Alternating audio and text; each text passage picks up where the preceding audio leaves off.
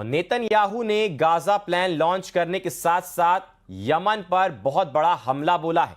Israel ने 15 minute के अंदर 30 एयर स्ट्राइक की और अब नेतन्याहू ने ऐलान किया है कि जो इजराइल से टकराएगा वो मिट्टी में मिल जाएगा। लेकिन ईरान की तरफ से आई एक वार्निंग ने तेल अवीव तक सब कुछ तनाव फैला दिया है। देखिए खास रिपोर्ट।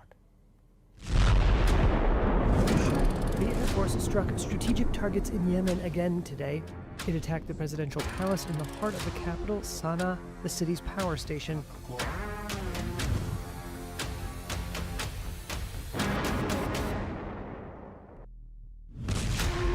इजराइल ने युद्ध शुरू कर दिया है।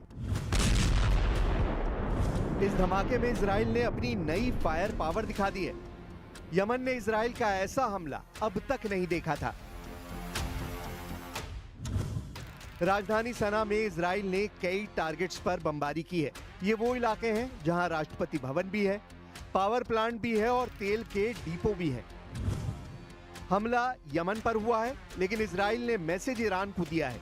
नेतन्याहू ने बता दिया है कि न यमन सुरक्षित है, न ईरान अपने को महफूज समझे। इस धमाके में इजराइल का ऑपरेशन तेहरान पार्ट 2 साफ साफ नजर आ रहा है। नेतन्याहू बताना चाहते हैं कि जो हाल वो यमन का कर रहे हैं, जो कयामत वो यमन पर बरसा रहे हैं, वही अंजाम फिर से ईरान का भी हो सकता है। यमन में हुए हमले में 6 लोगों की मौत हुई है, जबकि करीब 100 लोग जख्मी हुए हैं। इस धमाके को फिर से देखिए और बहुत गौर से देखिए। इजराइल ने इसी तरह के धमाके लेबनान पर करके दिखाए थे, जब हिजबुल्लाह की लीडरशिप को पूरी तरह मिटा दिया गया।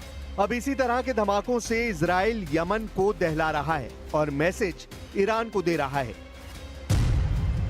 इजराइल ने यमन पर 15 मिनट के अंदर 30 एयर स्ट्राइक की है, यानी हर 30 सेकंड पर इजराइल का एक बंकर बस्टर बम राजधानी सना पर गिरा है। ऐसा इजराइल ने करीब 2000 किलोमीटर दूर यमन पर किया है, यानी ये एक लॉन्ग रेंज मिशन रहा, जिसमें कई F-15 विमान शामिल हुए। सवाल है कि क्या यमन के बाद इजराइल अब ईरान पर सबसे बड़ा हमला करने की तैयारी कर रहा है? ऐसा अटैक जो 13 जून को तेहरान समेत ईरान के कई शहरों पर हुआ था। מטרות אסטרטגיות בתימן, תקף את ארמון הנשיאות בלב הבירת סנה, את תחנת הכוח של העיר, את מכלי הדלק שהם מספקים אותה. משטר הטרור החותי לומד בדרך הקשה שהוא ישלם ומשלם। लेकिन यमन पर हुए हमले के बाद एक बार फिर ईरान ने हूती विद्रोहियों के साथ खड़े होने का ऐलान कर दिया है। ईरान के सर्वोच्च नेता अली खामनेई ने कहा कि यमन के बहादुर जो भी कह रहे हैं वो सही है और गाजा में तबाही मचाने के लिए इजराइल को सख्त से सख्त सजा मिलनी चाहिए। قدر خاطر جمع بودن به اینکه این حمله اساس جمهوری اسلامی رو در کشور متزلزل خواهد کرد، خاطر جمع بودن که در مقابل جمهوری اسلامی نگه می‌داره، اینقدر مطمئن بودن که یک روز بعد از شروع حمله اینا نشستند و यमन की राजधानी सना में हुए हमले के बाद का हाल देखिए। इजराइल ने उन जगहों पर हमला किया जहां पर फ्यूल रखा हुआ था। ये यमन की ताकत को कमजोर करने की कोशिश है। अब सवाल है कि इस हमले को इजराइल ने कैसे अंजाम दिया, कैसे तैयारी की गई। अब उसकी तस्वीरें देखिए, क्योंकि इसी वीडियो में ईरान के लिए बहुत बड़ी वार्निंग छुपी हुई है। ये इजराइल का F-15 फाइटर जेट है जो उसे अमेरिका से मिला है। इस फाइटर जेट में लगा हुआ बम देखिए। इजराइल को यह विमान भी अमेरिका से मिला और इसमें लगा बम भी अमेरिका ने दिया। अब यही बम इजराइल ने यमन की राजधानी सना पर गिराया है। इजराइल के पास 66 F-15 फाइटर जेट है और अमेरिका उसे 25 और विमान सप्लाई करने वाला है। ये 4.5 जेनरेशन का फाइटर जेट है जो 8000 किलो तक के बम लेकर उड़ सकता है। अतिरिक्त टैंक और रिफ्यूलिंग के बाद इसकी रेंज 4000 किलोमीटर से भी ज्यादा हो जाती है, यानी ये 2000 किलोमीटर से ज्यादा के दायरे में मिशन को अंजाम दे सकता है।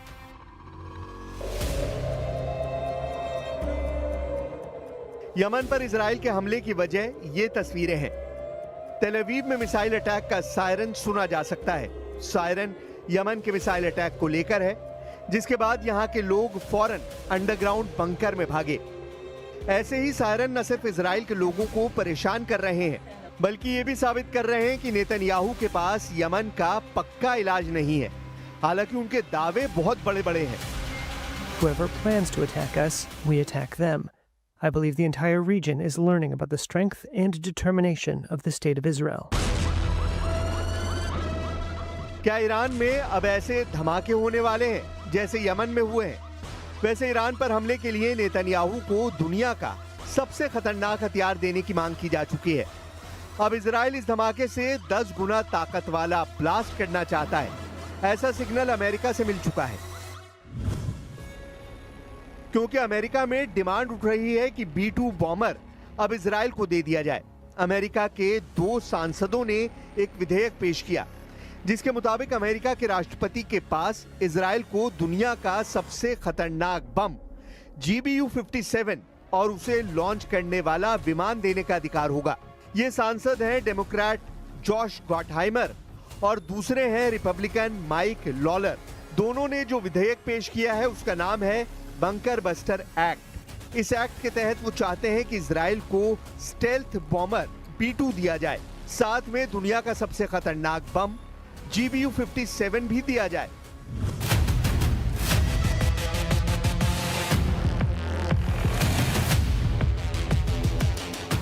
ताकि ईरान का परमाणु कार्यक्रम फिर से एक्टिवेट होता है तो इजराइल अमेरिका का इंतजार ना करे और खुद ईरान पर अमेरिका से मिली ताकत के बल पर टूट पड़े। यानी जहाज अमेरिका का होगा और टेक ऑफ इजराइल के एयरबेस से करेगा और यहीं से उड़कर वो ईरान में कोहराम मचाएगा। मकसद साफ है, ऐसे धमाकों से 10 गुना ज्यादा तबाही मचाने की ताकत इजराइल को मिल सकती है। अमेरिका ने 22 जून को ईरान की फोर्दो परमाणु साइट पर B-2 बॉम्बर से हमला किया था। इस दौरान स्टेल्थ बॉम्बर B-2 से फोर्दो परमाणु अड्डे पर GBU-57 बम से वार किया गया। अमेरिका ने दावा किया कि उसके पास इस बम ने 300 मीटर की गहराई में जाकर फोर्दो परमाणु साइट को पूरी तरह खत्म कर दिया। इस स्ट्राइक में फोर्दो पर 14 बम गिराए गए, यानी अमेरिका ने 7 B-2 बम वर्षक इस मिशन में शामिल किए। लेकिन 12 दिन के युद्ध का नतीजा ना तो इजराइल के पक्ष में आया और ना ही ईरान के पक्ष में। 12 दिन की लड़ाई के बाद ईरान पर इजराइल के हमले बंद हुए और इसी तरह इजराइल के शहरों पर ईरान की मिसाइलों की बारिश भी बंद हो गई। और फिर यह सवाल उठने लगा कि क्या वाकई ईरान के परमाणु ठिकानों पर अमेरिका और इजराइल का जॉइंट ऑपरेशन कामयाब रहा। लेकिन अब यही बात बंकर बस्टर एक्ट में दोहराई जा रही है। डेमोक्रेट जॉश गॉटहाइमर और रिपब्लिकन माइक लॉलर दोनों सांसदों ने कहा कि बंकर बस्टर एक्ट से इजराइल किसी भी वक्त ईरान पर सबसे खतरनाक हमलों के लिए तैयार रहेगा और इससे अमेरिका की सुरक्षा भी मजबूत होगी। हालांकि बंकर बस्टर एक्ट जैसा विधेयक पहले 2022 और 2024 में भी लाया गया था ताकि इजराइल को अमेरिका की बंकर बस्टर और स्टेल्थ बॉम्बर वाली ताकत दी जा सके। लेकिन दोनों ही मौकों पर यह विधेयक कामयाब नहीं हो पाया। ईरान पर हुए हमलों के बारे में इजराइल के एक पायलट ने बताया है, लेकिन इस शर्त पर कि वो अपना चेहरा नहीं दिखाएगा। ये इजराइल का लड़ाकू पायलट मेजर बी है, जिसने ईरान पर हुए एयर स्ट्राइक में लगातार हिस्सा लिया है। We had to sacrifice so much planning and flight time and operational tactics in order to come to this portion of the operation where you understand what you're doing. Iran पर हुए हमलों में Israel ने लगातार छोटे bunker buster bomb इस्तेमाल किए हैं। ऐसे बम जो कई फीट की गहराई तक कंक्रीट का बंकर तोड़कर धमाका करते हैं। ईरान पर ऐसे हजारों बम गिराए गए हैं, जिसकी सप्लाई सीधे अमेरिका से की गई और अब भी जारी है। 7000 नए बंकर बस्टर बम इजराइल पहुंचा दिए गए हैं, जो गजा और यमन में ही नहीं बल्कि ईरान पर भी इस्तेमाल किए जा सकते हैं। यमन का हमला देखकर साफ लग रहा है कि इजराइल की एयरफोर्स फिर से सुपर एक्टिव मोड में है। इजराइल के एयरबेस पर लगातार काम चल रहा है। यह है अमेरिका से सप्लाई किया गया MK-84 बंकर बस्टर बम। इसी बम से इजराइल ने अब तक गाजा के कोने कोने को मिट्टी में मिलाया है और ईरान पर भी ऐसे ही बमों से हमले किए गए हैं और अब यमन पर यही बम गिराया जा रहा है। 2000 पाउंड या फिर 900 किलो के इस बम की ताकत क्या है, आप धमाकों को देखकर समझ सकते हैं। जब ये बम गिरता है तो ऐसा धमाका होता है जो पूरी बिल्डिंग को गिरा देता है। इधर ईरान की डिप्लोमेसी भी सक्रिय है। ईरान के विदेश मंत्री सऊदी अरब के जद्दा पहुंचे। यहां OIC यानी organisation of the Islamic cooperation की इमरजेंसी मीटिंग बुलाई गई। नेतन्याहू के गजा प्लान और यमन पर इजराइल की बमबारी ने अचानक पूरे पश्चिम एशिया को और ज्यादा तनाव में धकेल दिया है। אנחנו ממשיכים בהטלת מצור אווירי וימי ופוגעים במטרות תשתית שמשמשות לקידום הטרור החותי. על כל טיל שישגרו לעבר ישראל, החות'ים ישלמו בריבית דריבית. היום הבאנו על החות'ים מכת חושך ועלטה.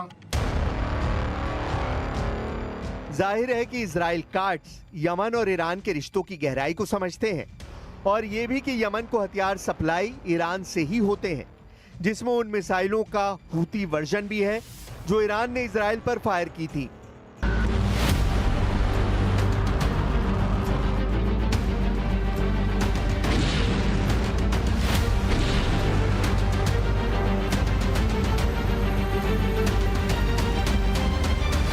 इजराइल पर ईरान की जितनी मिसाइल गिरी, ऐसे हर धमाके ने इजराइल के मिसाइल डिफेंस सिस्टम का पुर्जा ढीला कर दिया। तेल अवीव से लेकर हाइफा और अशदोद से लेकर बेन गुरियन हवाई अड्डे तक हर मिसाइल हमले ने नेतन्याहू को ईरान पर नया प्लान बनाने के लिए मजबूर कर दिया है। यही वजह है कि नेतन्याहू ने ईरान को घेरने के लिए अब नई तिगड़म लगाई है। नेतन्याहू ने कहा है कि ईरान के मिसाइल कार्यक्रम पर रोक लगनी चाहिए और उसे 480 किलोमीटर से ज्यादा रेंज की मिसाइल नहीं बनाने दी जाए। मतलब साफ है कि नेतन्याहू ईरान की उन मिसाइलों से घबरा गए हैं जो 1500 किलोमीटर या उससे ज्यादा रेंज रखती हैं, क्योंकि ईरान और इजराइल की दूरी भी 1500 से 1800 किलोमीटर की रेंज में है। यही वजह है कि नेतन्याहू चाहते हैं कि ईरान के पास 480 किलोमीटर की रेंज वाली मिसाइल हो ताकि वो इजराइल तक ना पहुंच पाएं। अब ईरान के तेवर बता रहे हैं कि उसकी मिसाइल फिर तैयार है और ईरान पर हमला हुआ तो फिर दहलेगा तेल अवीव और हाइफा। ये वार्निंग ईरान से लगातार आ रही है। ईरान के बड़े बड़े जनरल लगातार इजराइल को वार्निंग दे रहे हैं। ईरान के मेजर जनरल याहिया रहीम सफवी, जो सर्वोच्च नेता अली खामनेई के सलाहकार भी हैं, उनका दावा है कि ईरान के पास हजारों मिसाइल और ड्रोन हैं जो खुफिया ठिकानों पर रखे गए हैं और अगर ईरान पर युद्ध हुआ तो उनका इस्तेमाल किया जाएगा।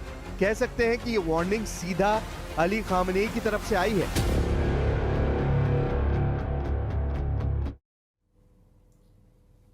और रोकेंगे छोटे से ब्रेक के लिए, ज्यादा लौटेंगे। पूरी ताकत